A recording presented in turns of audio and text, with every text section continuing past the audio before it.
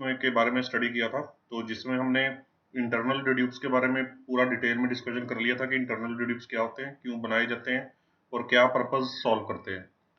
तो आज अब हम जो नेक्स्ट वीडियोस बनाने जा रहे हैं उसमें हम एक्सटर्नल डिड्यूप्स को डिस्कस करेंगे, एक्सटर्नल चेक्स को डिस्कस करेंगे सारे के सारे। तो उन चेक्स में से जो एक चेक है हमारे पास आज जो हमने डिस्कस करना है वो है central repository of information on large credits. इसके बारे में पूरा डिटेल में हमने पढ़ना है कि ये क्या चीज़ है, एक्सटर्नल डिड्यूप का ही पार्ट है। इसको शॉर्ट फॉर्म में बैंक्स में क्रेलिक रिपोर्ट बोल देते हैं, क्रेलिक रिपोर्ट या क्रिलसी बोल देते हैं, C central repository of information on large credits, क्रेलिक रिपोर्ट, राइट। तो क्रेलिक रिपोर्ट के नाम से जाना जाएगा इसको, पार्ट ऑफ एक्सटर्नल रिड्यूप है। तो पहले इसके बारे में जानते हैं कि ये है क्या चीज। देखिए इसकी फुल फॉर्म से ही आपको पता चल जाता है इसका मीनिंग कि central repository of information on large credits, on large credits. Credits माने लोन, लोन्स, एक्सपोजर्स जो भी है, रिस्क, राइट। लार्ज, अब लार्ज कितना, अब लार्ज तो 2 करोड़ भी लार्ज है, 3 करोड़ का लोन भी लार्ज है, 10 करोड़ भी लार्ज है, 200 करोड़ भी लार्ज है। तो लार्ज की लिमिट क्या है कि कितनी अमाउंट, तो वो है आपका 5 करोड़ एंड अबव। 5 करोड़ मतलब 5 करोड़ भी इंक्लूडेड है, 5 करोड़ एंड अबव, यानी कि 5 करोड़ एंड अबव का अगर किसी पर्सन का एक लोन है बैंक के साथ तो वो इसमें फॉल करेगा। सेंट्रल रिपोजिटरी ऑफ इंफॉर्मेशन का मतलब तो साफ ही है कि एक डाटाबेस है, सेंट्रल डाटाबेस, एक सेंट्रल डाटाबेस है जिसमें जो लार्ज क्रेडिट वाले लोन्स हैं, लार्ज क्रेडिट मतलब 5 करोड़ एंड अबव वाले लोन्स हैं, उनका एक डाटाबेस मेंटेन किया जाएगा, उनका एक डाटाबेस मेंटेन किया जाएगा। ठीक है, पहले तो ये उसका नाम का मीनिंग है। अब क्या है ये चीज शुरू किसने की है, ये रिजर्व बैंक ऑफ इंडिया ने शुरू की है, ये रिजर्व बैंक ऑफ इंडिया ने शुरू की है। और हर एक बैंक, एनबीएफसी और पीछे अर्बन कोऑपरेटिव बैंक्स को भी 1-2 साल पहले कवर कर दिया था, तो उनको इसको कंप्लाई करना मैंडेटरी है, कंप्लाई करना मैंडेटरी है। अगर आप गूगल चेक करेंगे, ध्यान से पढ़ेंगे तो आरबीआई ने जिन बैंकों ने या किसी ने इसके कंप्लायंस में कमी की है उनके ऊपर फाइन्स और पेनल्टीज भी लगाए हैं, फाइन्स एंड पेनल्टीज भी लगाए हैं। अब आप बोलेंगे कि जी चलो ये चीज तो समझ में आती है, बट कंप्लायंस किस चीज का, ये क्यों बनाया गया है और इसमें हम क्या देखते हैं, क्या इंफॉर्मेशन अपने को मिलती है। अब देखिए कि क्या था कि अपने इंडिया में आप पिछले कुछ 10-15 सालों से सुन ही रहे हैं कि लोन्स के डिफॉल्ट्स बहुत ज़्यादा हो रहे हैं, लोन्स के डिफॉल्ट्स बहुत ज़्यादा हो रहे हैं कि जो पब्लिक का मनी है, पब्लिक मनी है वो लोग लेके भाग रहे हैं, तो डिफॉल्ट्स बहुत ज़्यादा हो रहे हैं। तो प्रॉब्लम ये आ रही थी कि उन डिफॉल्ट्स की टाइमली रिपोर्टिंग नहीं हो रही, टाइमली रिपोर्टिंग नहीं हो रही थी आरबीआई को, timely reporting not done to RBI and in मतलब in a common platform.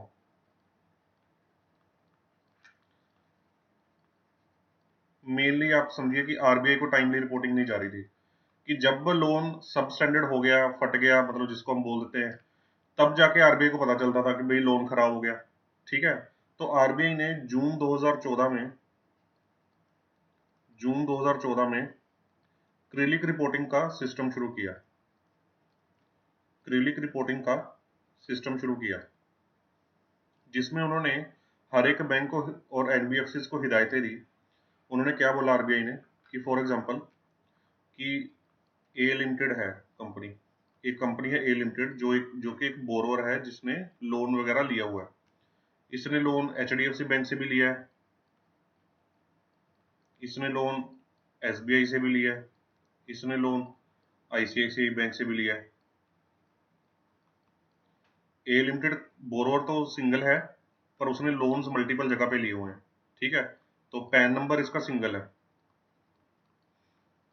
Pan number single है, ठीक है। तो अलग अलग जगह से इसने लोन लिए हुए हैं। तो अगर HDFC बैंक के पास इसका एक्सपोजर, इसका लोन का एक्सपोजर, आउटस्टैंडिंग एक्सपोजर 5 करोड़ और अबव है, तो ये HDFC बैंक की तरफ से लार्ज क्रेडिट माना जाएगा। अब मान लीजिए SBI के पास ये 3 करोड़ का ही है, तो SBI के पास ये लार्ज एक्सपोजर, लार्ज क्रेडिट नहीं माना जाएगा, ठीक है। तो सिमिलरली अगर ICICI बैंक के पास 7 करोड़ का है एक्सपोजर इसका, तो ये लार्ज क्रेडिट माना जाएगा। इंडिविजुअली बैंक वाइज देखा जाएगा ये। टोटलिटी में तो उसका एक्सपोजर मान लीजिए यहाँ पे 5 करोड़ है, 3 करोड़ है, 7 करोड़ है, तो टोटल में तो 15 करोड़ एक्सपोजर, टोटल में तो ये फॉल कर ही रहा है। बट ये हर एक बैंक के लिए डाटा एक दूसरे का कॉमुलेट करना ऑफ कोर्स इजी नहीं है, या मतलब इस तरह का प्लेटफॉर्म सिस्टम नहीं बना हुआ अपने यहाँ पे। तो हर एक बैंक की अपने अपने लोन को रिपोर्ट करने की रिस्पॉन्सिबिलिटी है। तो जिन जिन बैंकों के पास इसका एक्सपोजर 5 करोड़ एंड अबव होगा, 5 करोड़ एंड अबव होगा इस डेफिनेशन के हिसाब से, तो उनको इस लोन की reporting time to time RBI को देनी पड़ेगी। यानी कि अपनी इस एग्जांपल में HDFC bank, and ICICI bank has to report certain information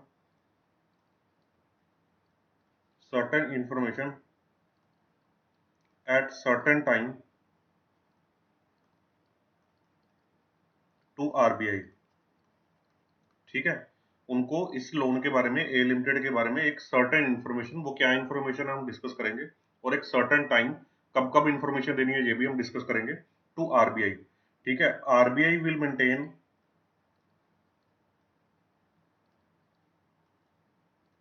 a central database of all such information,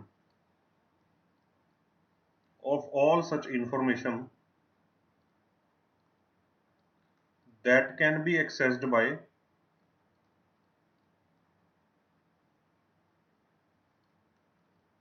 any financial institution in India। तो RBI क्या करेगा, जो ये इंफॉर्मेशन उसको मिलेगी बैंकों से, अब ये तो एक बोरोवर है, ऐसे तो हजारों लाखों करोड़ों बोरोवर्स हैं, तो हर एक की इंफॉर्मेशन ऐसे ही उनके पास जाएगी, सर्टन एक इंफॉर्मेशन जाएगी एक सर्टन टाइम पे RBI के पास।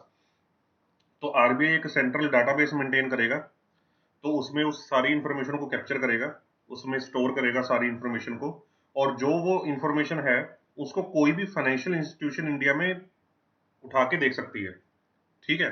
अगर HDFC बैंक और ICICI बैंक ने ए लिमिटेड के बारे में कुछ इंफॉर्मेशन दी है, तो कल को एक्सिस बैंक कुछ जानना चाहता है, तो एक्सिस बैंक RBI की साइट पे जाएगा, अपना लॉगिन करेगा और ए लिमिटेड का सर्च करेगा, तो वो उसको HDFC और ICICI बैंक ने जो इंफॉर्मेशन सबमिट की है वो उसको व्यू कर सकेगा, ठीक है। सिमिलरली ऐसे ही कोई NBFC वो इंफॉर्मेशन को व्यू अगर करना चाहती है तो वो व्यू कर पाएगी उस इंफॉर्मेशन। आप इस बात को समझ रहे हैं, ठीक है। अब देखिए, अब हमने बात करनी है कि अब ये कॉन्सेप्ट तो समझ आ गया कि चलो एक इन्फॉर्मेशन प्रोवाइड करनी है RBI को।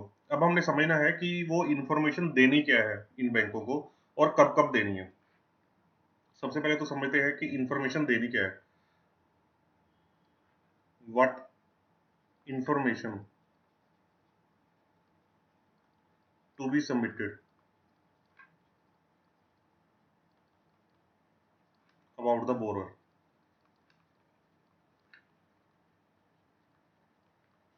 इन्फॉर्मेशन देनी क्या है, उसका जवाब देखिए आपको खुद को ही पता है। आप ये समझिए पहले कि भाई लोन के डिफॉल्ट हो रहे थे, RBI को पता नहीं चल रहा था। जब लोन पूरी तरह से सब स्टैंडर्ड हो जाता था तब जाके RBI को पता चलता था। तो अब RBI चाहता है कि अगर आपका लोन सही चल रहा है या उसमें कोई दिक्कत चल रही है, कुछ भी चल रहा है, वो हमें आप बताइए। तो हमें क्या बताना है, अगर मैं इसको ब्रॉड शब्दों में बोलूं, तो हमने बताना है कि whether conduct of the loan conduct of the loan का मतलब क्या हो गया कि लोन जिस तरह से रीपे हो रहा है, कि लोन किस तरह से चल रहा है, ठीक चल रहा है कि खराब चल रहा है, whether conduct of the loan is running okay और नॉट। ठीक है, अच्छा चल रहा है कि नहीं चल रहा, कितना एक्सपोजर है, कितना लोन दिया हुआ है एंड कितना आउटस्टैंडिंग है उसमें से। अगर आपने 5 करोड़ का लोन दिया था तो 5 करोड़ में से कितना रह गया, 4.5 करोड़। एक्सपोजर आउटस्टैंडिंग कितना है, एक्सपोजर कितना दिया था और आउटस्टैंडिंग कितना है। ठीक है, बोरोवर का नेम,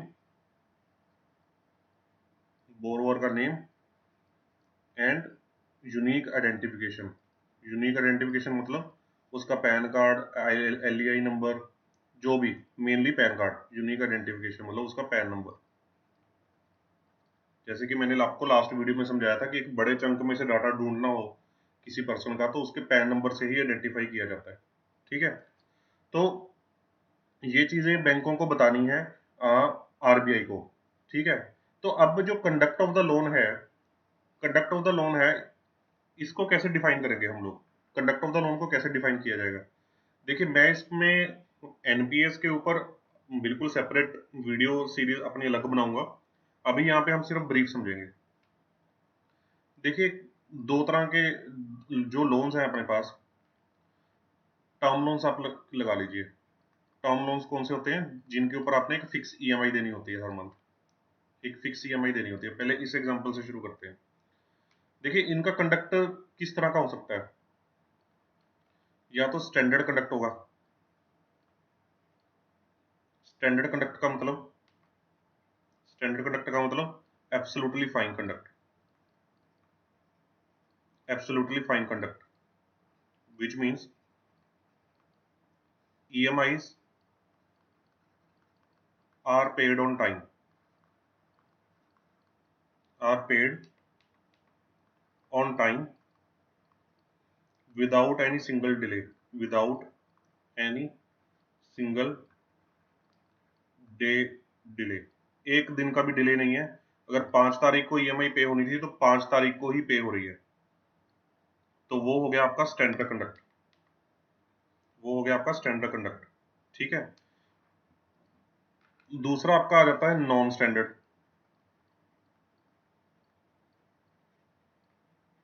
नॉन स्टैंडर्ड एक ब्रॉड टर्म है, मैं सब स्टैंडर्ड वर्ड की बात नहीं कर रहा, ये मेरी खुद की बनाई हुई टर्म है। तो नॉन स्टैंडर्ड में हम कैटेगराइज करेंगे इसको 3 पार्ट्स में, 3 नहीं सॉरी 4 पार्ट्स में। एक आ जाता है SMA 0, एक आ जाता है SMA 1, एक आ जाता है SMA 2, और उसके बाद सब स्टैंडर्ड्स की कैटेगरीज शुरू हो जाती हैं। सब स्टैंडर्ड की कैटेगरी शुरू हो जाती हैं, जिसमें जो जिनके बारे में अभी मैं डिस्कस नहीं करने वाला, डाउटफुल 1, डाउटफुल 2, इस तरह से लॉस एसेट, इस तरह से।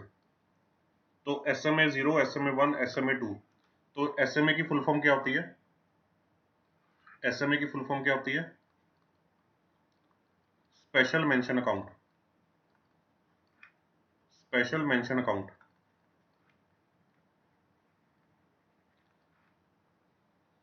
स्पेशल मेंशन अकाउंट मीन्स कि भाई इस अकाउंट में कुछ ध्यान देने वाला है, स्पेशली कुछ चेक करने वाला है।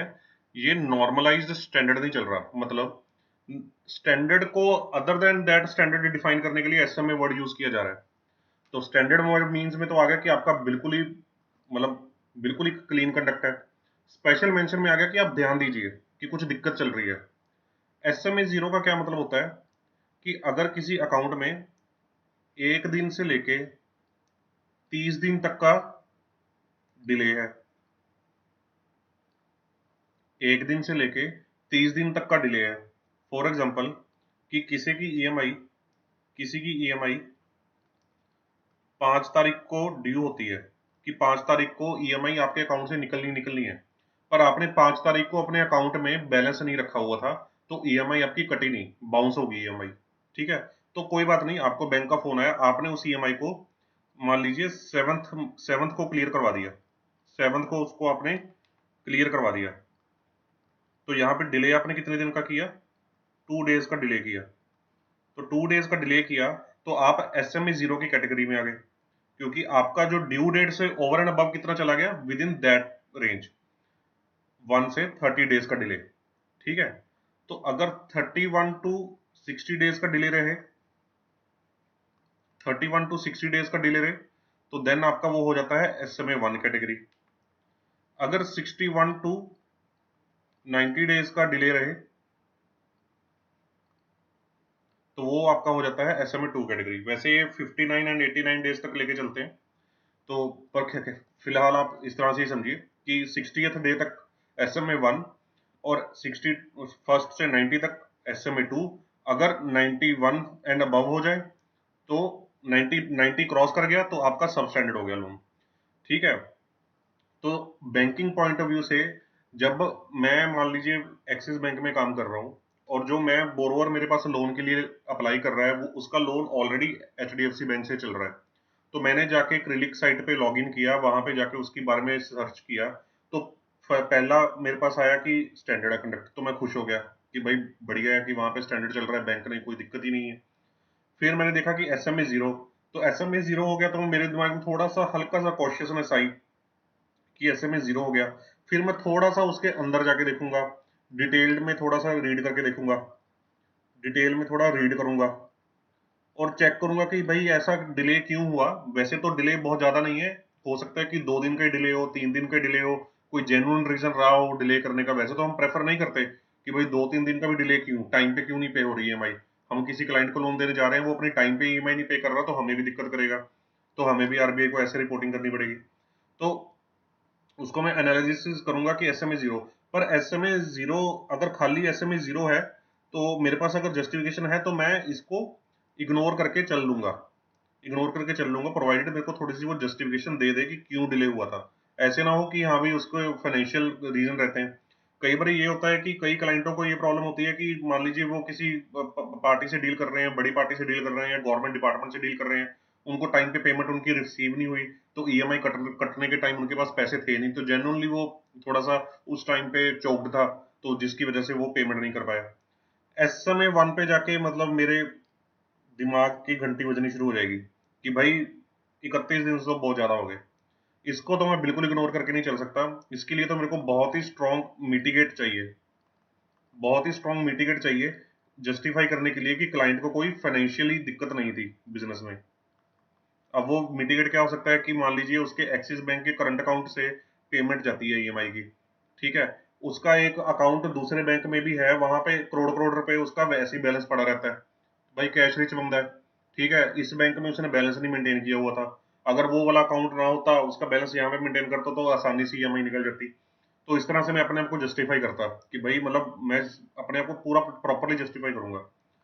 SMA2 है अगर, फिर तो भाई आईब्रोज अप हो जाएंगी, और अगर जस्ट आईब्रोज अप हो जाएंगे और मोस्ट प्रोबेबली तो आपकी फाइल ही रिजेक्ट हो जाएगी, मोस्ट प्रोबेबली फाइल ही रिजेक्ट हो जाएगी, अनलेस एंड अनटिल कि ये किसी नॉन फाइनेंशियल रीजन की वजह से प्रूफ हो जाए, नॉन फाइनेंशियल रीजन कोई प्रूफ हो जाए, या कोई बैंक का एरर प्रूफ हो जाए कि बैंक की तरफ से कोई एरर था कि जिसकी वजह से ये SMA2 रिपोर्ट हो गया। कई बार सरकारी बैंकों में बड़े किस्से आते हैं कि सरकारी बैंकों ने SMA2 रिपोर्ट कर दिया, एक्चुअली में आप उसका बैंक स्टेटमेंट और रीपेमेंट ट्रैक चेक करोगे, वहां पे आपको कोई रीजन नजर ही नहीं आता कि कोई डिफॉल्ट भी है या कुछ भी है।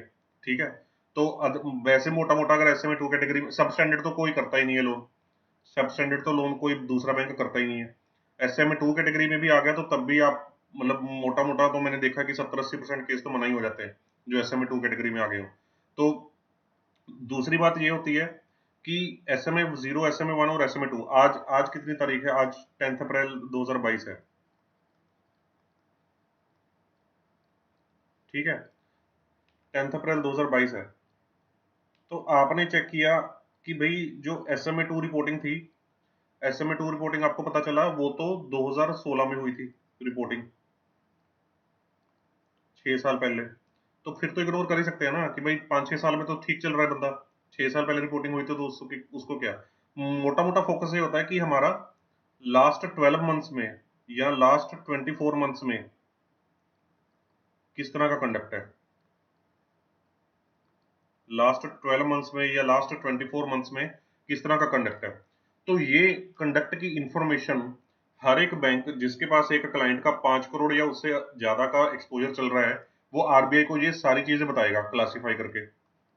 ये बैंक क्लासिफाई करके बताएगा कि मेरे पास ये स्टैंडर्ड है, ये SMA 0 है, ये SMA 1 है, ये SMA 2 है, ये सब स्टैंडर्ड है। अब अगर सब स्टैंडर्ड भी है तो उसमें कौन सी कैटेगरी में है, doubtful, doubtful 1, doubtful 2, loss asset, कौन सी कैटेगरी में है, या कोई लोन की रीस्ट्रक्चरिंग की गई है, रीस्ट्रक्चरिंग अगर हुई है तो रीस्ट्रक्चरिंग के बारे में बताएगा। रीस्ट्रक्चरिंग का मतलब ये होता है कि क्लाइंट एक फाइनेंशियल स्ट्रेस में था, आपने उसकी ईएमआई फिक्स की थी 2 लाख रुपए की पर मंथ, क्लाइंट को आ गया फाइनेंशियल स्ट्रेस, ठीक है, वो कह रहा है कि मैं 2 लाख रुपए नहीं दे सकता, ठीक है, मेरा लोन 5 साल में पे होना है, मैंने 2 लाख रुपए आपको हर महीने देना है 5 साल में, मैं 2 लाख नहीं पे कर सकता, मैं 1.5 लाख पे कर सकता हूँ, आप मेरा लोन का जो टाइम है 5 साल से बढ़ा के 7-8 साल कर दीजिए, ठीक है, या मेरा को मतलब इस तरह से सेटलमेंट, कि जिसमें क्लाइंट फाइनेंशियली दिक्कत में था तो बैंक ने उसको, कि रेदर देन क्लाइंट अपनी तरफ से ठीक था, ठीक है, उसका बिजनेस चल रहा है, क्लाइंट को सबस्टैंडर्ड होने से बचाने के लिए, देखिए एक बार आपके ऊपर सबस्टैंडर्ड का, आप एक बात समझिए, अगर आपके पास एक बार ठप्पा लग गया आपके ऊपर सबस्टैंडर्ड का, तो आपको कोई भी बैंक भारत में लोन नहीं देगा, जितनी मर्जी आप उसकी प्रॉपर्टी दे लो, ठीक है। तो कई फिर जेन्युइनली उनको बचाने के लिए आरबीआई रीस्ट्रक्चरिंग की ऑप्शन देता है बैंक्स को, कि भाई अगर आपका सामने वाला बंदा जेन्युइन है, वो कह रहा है कि मैं 2 लाख रुपए नहीं पे कर सकता पर मैं 1.5 लाख रुपए पे कर सकता हूँ, तो आप 1.5 लाख रुपए तो लेने शुरू कीजिए उससे, उसको रीस्ट्रक्चर कर दीजिए। पर उसमें भी क्या होता है कि रीस्ट्रक्चरिंग की रिपोर्टिंग भी आपकी क्रिलिक में जाती है, रीस्ट्रक्चरिंग की रिपोर्टिंग भी आपकी क्रिलिक में जाती है कि इस तरह से आपको हेल्प किया गया था बैंक की तरफ से। तो अगर आपका रीस्ट्रक्चरिंग हुआ है तो आप ये बात भूल जाइए कि प्राइवेट बैंक आपको कोई लोन करेगा, तो आपका रीस्ट्रक्चरिंग हुआ है तब भी आपका लोन रिजेक्ट हो जाएगा, चाहे आप जेन्युइनली कोई दिक्कत में हो या कुछ भी हो। रीस्ट्रक्चर्ड क्लाइंट्स को भी सामने वाला बैंकर, मैं तो कभी भी फंड नहीं किया रीस्ट्रक्चर्ड अकाउंट को, राइट। तो इस तरह से चीजें रहती हैं, इस तरह से वो रिपोर्टिंग जाती है।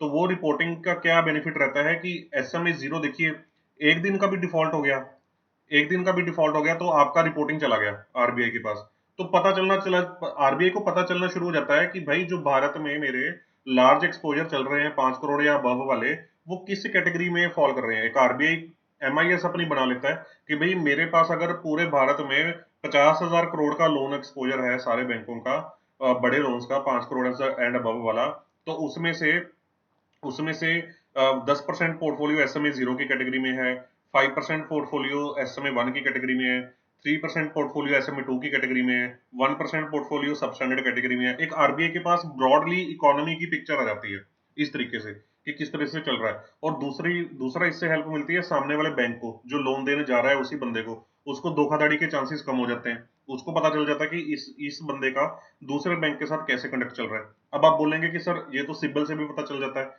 सिबिल से भी पता चलता है, पर सिबिल एक एक्सटर्नल कंपनी है, वो कोई रेगुलेटेड कंपनी नहीं है, वो एक एक्सटर्नल कंपनी है, ठीक है।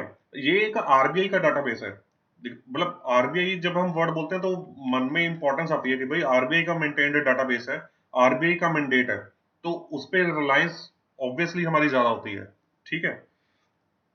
तो अब हमने बता दिया कि क्या इंफॉर्मेशन सबमिट करनी है, ये इंफॉर्मेशन सबमिट करनी है, ठीक है। उसके बाद नेक्स्ट मैंने आपको समझाना था कि ये टर्म लोन्स हैं, जैसे ये टर्म लोन्स है, एक मैं कह रहा हूं कि सीसी लिमिट है। टर्म लोन्स में आपकी एक फिक्स ईएमआई डेट होती है, टर्म लोन्स के केस में आपकी एक फिक्स ईएमआई डेट होती है, जैसे मान लीजिए 5th ऑफ एवरी मंथ, मान लीजिए 5th ऑफ एवरी मंथ, ठीक है। तो आपने एक दिन का भी डिले किया, सिंगल डे का भी डिले किया, तो आप SMA 0 हो गए,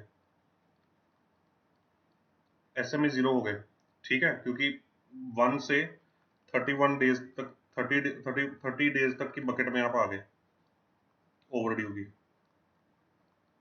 ठीक है जी। सीसी लिमिट के केस में क्या होता है कि रनिंग अकाउंट होता है, आपको ऑलरेडी पता है रनिंग अकाउंट होता है, उसमें इंटरेस्ट डेबिट होता है, इंटरेस्ट डेबिट होता है हर महीने। मान लीजिए 10,000 रुपये इंटरेस्ट डेबिट हो गया मंथ एंड को, 31 मार्च को, तो पेमेंट यहाँ पे डेटर्स से आनी होती है। तो नॉर्मली सीसी का इंटरेस्ट तो थोड़ा रुक के ही सर्व होता है, तो अगर मैं SMA 0 के इस फंडे से चलूं तो आप बोलेंगे कि 1 अप्रैल 2022 को ये तो इंटरेस्ट सर्व 31 मार्च को ही होना चाहिए, और 1 अप्रैल 2022 को अगर कोई क्रेडिट एंट्री नहीं आई तो भाई आपकी सीसी लिमिट SMA 0 हो गई।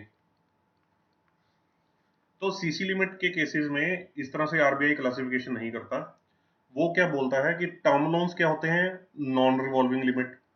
मैंने रिवॉल्विंग और नॉन रिवॉल्विंग के ऊपर एक सेपरेट वीडियो बनाया हुआ है, उसका मैं लिंक आपको फ्लैश कर दूंगा इस वीडियो के एंड में। सीसी लिमिट्स या और भी कई फैसिलिटीज होती हैं जो होती हैं रिवॉल्विंग नेचर की, ठीक है, जो मतलब बार बार रोटेट होती रहती हैं।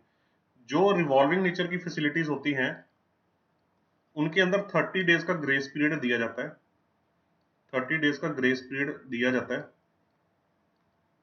तो दैट मीन्स यहाँ पे SMA 0 कैटेगरी नहीं होती, SMA 0 कैटेगरी नहीं होती। यहाँ पे रिवॉल्विंग फैसिलिटीज में SMA 1 या SMA 2 कैटेगरी होती है, SMA 1 या SMA 2 कैटेगरी होती है। जबकि टर्म लोन्स के केस में या कोई भी नॉन रिवॉल्विंग फैसिलिटी के केस में हमारी SMA 0 कैटेगरी भी रहती है। ठीक है, ये बात क्लियर है आपको? अब हमारा सवाल क्या रह गया कि इंफॉर्मेशन क्या देनी है वो हम समझ गए, कब देनी है अब ये देखना है, कब सबमिट करनी है, क्या फ्रीक्वेंसी है सबमिट करने की। Frequency of submission of information.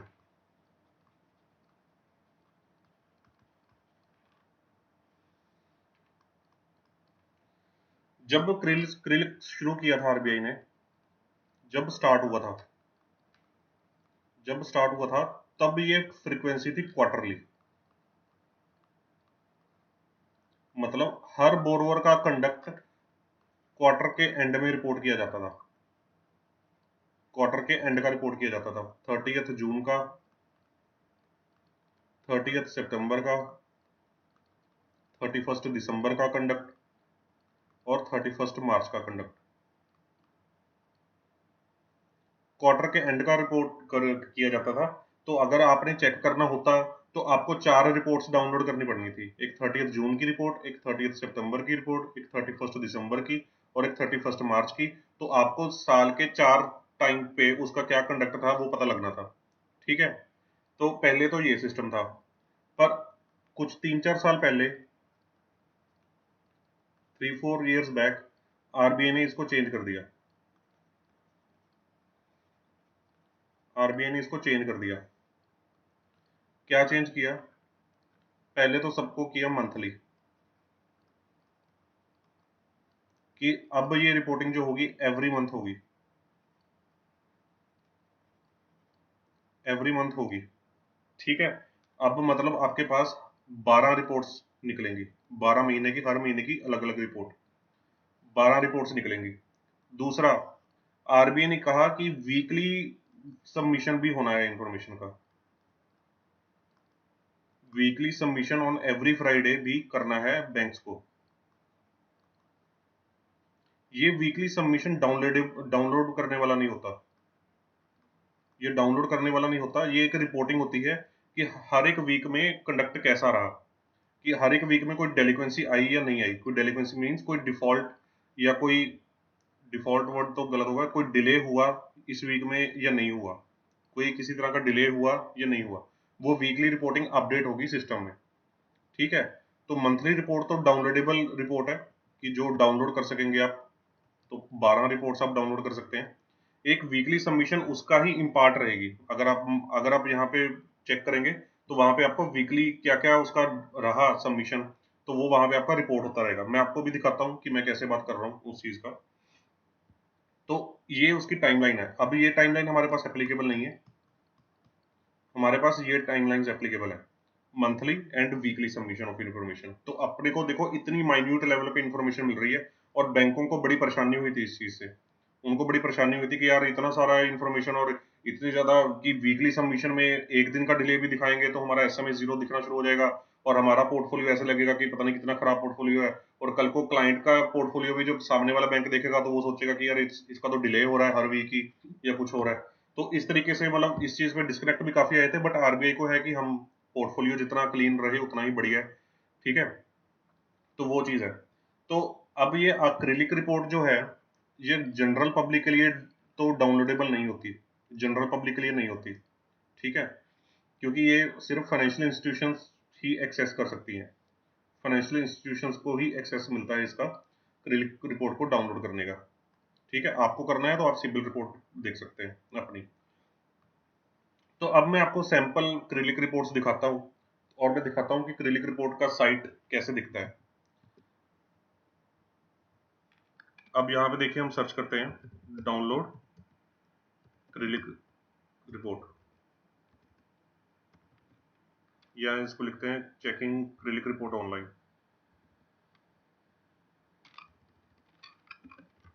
Checking क्रिलिक रिपोर्ट ऑनलाइन,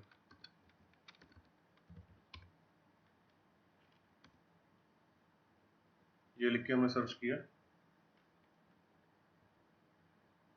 तो हम ये लिंक पे गए orfsrbi.org.in, यहाँ पे गए, यहाँ पे ऑनलाइन रिपोर्टिंग में नॉन XBRL फाइलिंग बेस्ड पे गए, यहाँ पे गए XBRL एप्लीकेशन, और ये एक देखिए इनपुट स्क्रीन है। ये बैंकों को एक्सेस मिलता है या NBFCs को, तो उनके लिए ये स्क्रीन है। तो हर एक बैंक के पास उसका यूनिक यूजर नेम रहेगा, यूनिक पासवर्ड रहेगा, और हर एक बैंक का और NBFC का एक यूनिक कोड RBI की तरफ से अलॉटेड रहेगा। और यहाँ पे आपको कैप्चा कोड डालना है, और जब जैसे ही आप डाल के सबमिट करेंगे तो आप एंटर कर जाएंगे क्रिलिक की साइट पे, उनके मतलब एप्लीकेशन में आप एंटर कर जाएंगे रिजर्व बैंक ऑफ इंडिया की, ठीक है। जब आप एंटर करेंगे, अब मैं आपको स्क्रीन बाय स्क्रीन दिखाता हूँ कि आपको कैसे व्यू होगी साइट। जैसे ही अब आप एंटर करेंगे यहाँ पे, तो आपको जो स्क्रीन है, पहले जो मेन होम स्क्रीन है वो कुछ इस तरह से नजर आएगी। जो आपकी होम स्क्रीन है लॉगिन करते ही इस तरह से नजर आएगी। यहाँ पे वेरियस चीजें आपके सामने लिखी हुई हैं। तो अपने को यहाँ पे सिर्फ दो चीजों से मतलब होता है, एक bank exposure to the borrower और एक status of classification of a borrower. हमें एज अ बैंकर दो चीजों से मतलब होता है, bank exposure to a borrower and status of classification of a borrower. अब अगर आप जब आप status of classification of borrower पे, जहां पे ये मेरा कर्सर है, इस पे जब क्लिक करेंगे तो आपके सामने ये स्क्रीन खुल जाएगी, ये स्क्रीन खुल जाएगी, ठीक है। तो यहाँ पे आप बोरोअर नेम डाल के भी सर्च कर सकते हैं, अगर आपके पास उसका पैन नंबर है तो पैन नंबर डाल के भी सर्च कर सकते हैं। यहाँ पे स्टार लगा हुआ है, वैसे आप देखने में तो लग रहा है कि दोनों चीजें मैंडेटरी हैं। अगर मान लीजिए आपने बोरोअर नेम डाला रिलायंस, जैसे गूगल नहीं करता होता, गूगल पे हम डालते हैं तो वो एक अप्रोक्सीमेट रिजल्ट से नीचे शो करने लग जाता है। यहाँ पे आपने डाला मान लीजिए रिलायंस इंडस्ट्रीज, तो वहां पे रिलायंस इंडस्ट्रीज के नीचे पॉपअप्स दिखा देगा कि रिलायंस इंडस्ट्रीज लिमिटेड या रिलायंस एनर्जी, जो भी रिलायंस के साथ रिलेटेड होगा। तो जो भी आपका उसमें से है बंदा, वो आप सिलेक्ट कर लीजिए। सिलेक्ट करेंगे तो उसका पैन नंबर यहाँ पे ऑटोमेटिकली आ जाएगा, ठीक है। अगर ये ऑप्शन नहीं है, अगर आपको नाम नहीं पता, आपको पैन नंबर पता है, तो आप पैन नंबर डाल के सर्च कर लीजिए, ठीक है। तो जैसे ही आप यहाँ पे डाटा इनपुट करेंगे, बोरोअर नेम और पैन नंबर, और सबमिट पे क्लिक करेंगे, देखिए मैंने कौन से ऑप्शन सेलेक्ट की थी पहले, status of classification of a borrower, ठीक है। उसमें से हमारे पास आई ये स्क्रीन। तो ये स्क्रीन के बाद हमारे पास जब जब आप इन्फॉर्मेशन करेंगे तो आपके पास आ जाएगी ये वाली स्क्रीन। अब इस स्क्रीन को ध्यान से देखना, ये जो मैं ऊपर बात कर रहा हूँ, फॉर ऑब्वियस रीजन मैंने चीजों को हाइड किया हुआ है कि कौन सा क्लाइंट है कौन सा नहीं। तो ये देखिए, अब यहाँ पे जो इन्फॉर्मेशन आ रही है आपके पास, अब ये है आपकी वो वीकली इन्फॉर्मेशन जो मैं आपको समझा रहा था, जो मैं आपको यहाँ पे वीकली समझा रहा था इन्फॉर्मेशन, कि वीकली फ्राइडे को सबमिट होती है इन्फॉर्मेशन, वो है ये वाली एग्जैक्टली exactly। देखिए, ये तो रिपोर्टिंग डेट है, ठीक है। आप इसको डेट, इस चीज को पढ़िए ध्यान से। यहाँ पे देखिए, आईसीआईसीआई बैंक लिमिटेड ने 17 जून 2019 को मूव टू डिफॉल्ट किया। मतलब 17 जून 2021 को उसने कोई ईएमआई को तोड़ा या कोई लोन का टाइम पे पेमेंट नहीं किया 17 जून को, तो उसने आईसीआईसीआई बैंक ने उसको मूव टू डिफॉल्ट कर दिया 17 जून को। तो वो आईसीआईसीआई बैंक ने उसको आउट ऑफ डिफॉल्ट कब किया, 26 जून को। यानी कि जो पेमेंट था 17 जून वाला, वो कब निकला, 26 जून 2019 को निकला, ठीक है। तो कितने दिन का डिले हो गया ये, 26 माइनस 17, ये 9 दिन का डिले हो गया, 9 या 10 दिन का, ठीक है। पहले मूव टू डिफॉल्ट हुआ, फिर आउट ऑफ डिफॉल्ट हुआ, तो ये 9 दिन का डिले हो गया, तो एसएमए जीरो हो गया। कई बार SMA zero, SMA one, SMA two आपको अलग तरह से नहीं दिखाई देते, आपको यहां से पकड़ने पड़ते हैं, ठीक है। फिर उसका कोई और एक कैलेंडर भी है, एचडीएफसी बैंक। अब एचडीएफसी बैंक ने उसको 26 सितंबर 2020 को मूव टू डिफॉल्ट किया, मूव्ड टू डिफॉल्ट, और 29/9/2020 को वो आउट ऑफ डिफॉल्ट हो गया। तो कितने दिन का डिले रहा? 3 दिन का। तो ये SMA 0 हो गया काइंड ऑफ, ठीक है। तो 3 दिन का डिले यहाँ पे रहा, तो आपके लिए एक कंसर्न बन जाता है कि भाई आप इसकी कोई EMI ब्रेक हुई थी। तो अगले महीने फिर से हुआ 26/10, यानी कि 26 तारीख को कोई EMI इसकी लग रही थी जो टूट रही है। 26/10/2020 को मूव टू डिफॉल्ट किया और 28 तारीख को वो आउट ऑफ डिफॉल्ट हो गया, यानी कि विद इन 2 डेज वो रीपेमेंट करके निकल गया। तो ये HDFC बैंक ने उसको रिपोर्ट किया। ये वीकली सबमिशन जाती है इस तरीके से, ये इस तरीके से एम्बेडेड हो जाती है आपकी रिपोर्ट के अंदर। जो बड़े क्लाइंट्स होते हैं उनकी तो यही वाली स्क्रीन जो है ना, वो 4-5 पेजों की निकल आती है, इतनी बड़ी हो जाती है जिनके मल्टीपल लोन्स चल रहे हैं। ये तो खैर मैंने आपको एग्जांपल देने के लिए एक छोटी सी दिखाई है, ठीक है। तो यहाँ से आपको काफी चीजें पता चल जाती हैं। कई बार मैं आपको बार बार कह रहा हूँ कि कई बार क्या होता है कि मान लीजिए आज 10 अप्रैल 2022 है, और यहाँ पे मैंने मान लीजिए आज कोई रिपोर्ट निकाल ली और वहां पे लिखा था move to default on 26 February 2022, move to default by HDFC bank on 26 February 2022 for example.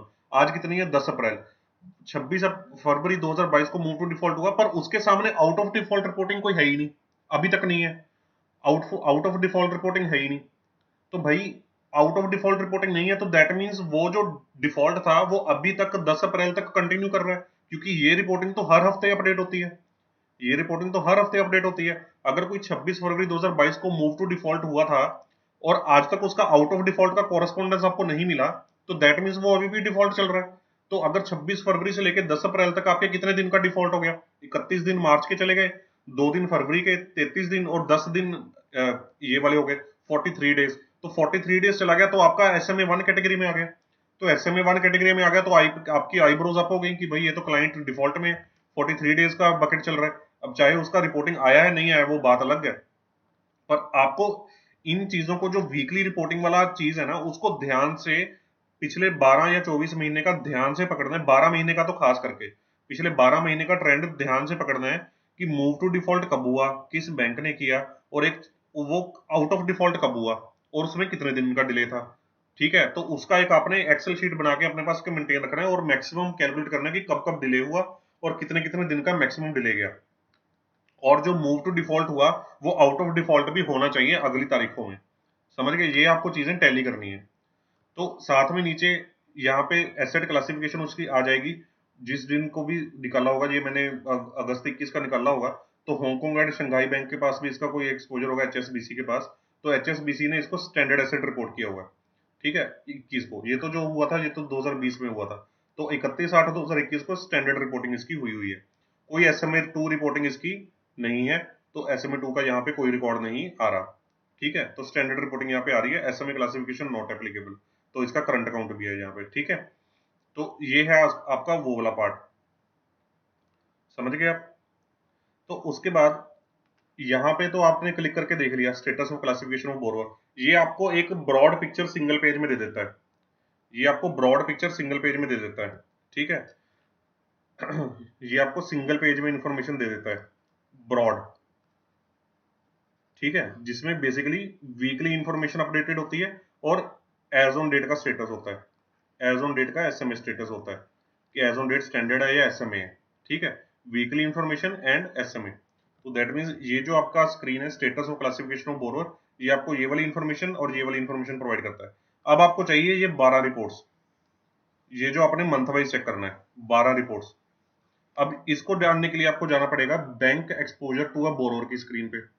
यहाँ पे क्लिक करेंगे bank of exposure to the borrower, तो आपके सामने ये स्क्रीन खुल जाएगी, आपके सामने ये स्क्रीन खुल जाएगी। और यहाँ पे आपको मंथ सेलेक्ट करते जाना है। अब जैसे यहाँ पे मैंने 31 मार्च 22 सेलेक्ट किया है, तो मैंने बोला ना कि मंथ वाइज रिपोर्टिंग होती है हर मंथ एंड को, ठीक है। तो 31 यहाँ पे 31 मार्च 22 करके बोरोवर नेम वाइज मैं सर्च करूंगा एज यूजुअल, जैसे मैंने पिछली स्क्रीन में समझाया था। सबमिट करूंगा तो 31 मार्च 22 का रिपोर्ट निकल आएगा, ठीक है। तो मैं फिर उसके बाद मैं डालूंगा उसको, मैं डाउनलोड कर लूंगा। फिर मैं डालूंगा 28 फरवरी 2022, फिर 28 फरवरी का निकल आएगा।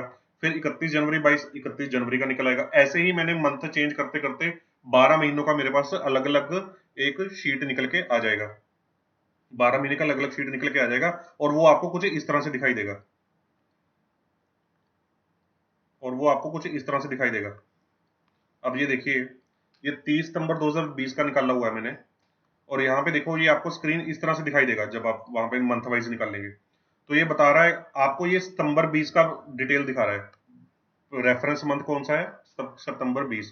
तो ये सितंबर 20 का आपको डिटेल दिखा रहा है कि सितंबर 20 को नंबर ऑफ लेंडर्स कितने थे? 6।